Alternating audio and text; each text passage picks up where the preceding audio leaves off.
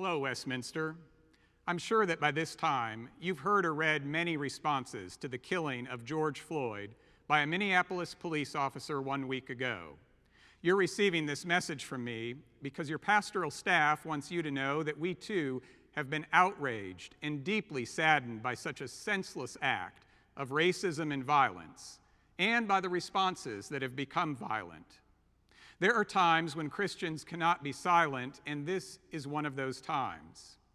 Racism is a persistent and pernicious evil in our country. The church cannot call itself the church and then turn its back on the evils of violence and racism. You know as well as I do that racism comes in many forms. It takes the shape of prejudice, judging someone else because they do not look like you or talk like you, or because they have a different ancestry than you do.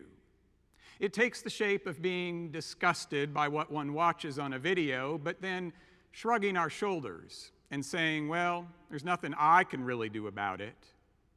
It takes the shape of acknowledging that racism exists out there and then saying that it's always in other people, but it's not really in me.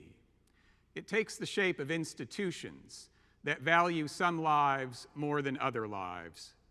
Racism is idolatry. Westminster has always and will always stand against it. How we stand against it is the question of the moment. Your pastoral staff does not have all the answers to this problem, but we do know that doing nothing is not a faithful answer.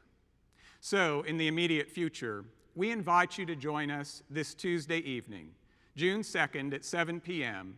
for a service of prayer, repentance, and lament.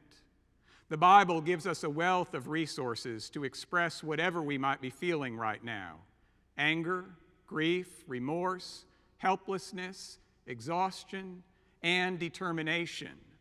We will draw on those biblical resources for our service tomorrow, but we also know that one statement, one worship service does not get us off the hook. What's required is an ongoing conversation with one another and with our larger community, a dialogue in which we can talk honestly with each other and still love one another. So in the coming months, your pastoral staff is going to try to figure out how we, as a community of faith, can listen, discuss, and faithfully respond. We are angered by what happened in Minneapolis. We are saddened by what is happening throughout the cities in our country, but we are not without hope. To live without hope is also a form of idolatry. We must continue to believe that the beloved community of which Martin Luther King Jr. spoke is not a pipe dream, but is God's dream, and that Jesus calls us to embody that community in our lives. So join us tomorrow, Tuesday, June the 2nd at 7 p.m. for a service in which we turn to God for help, for healing, and for hope.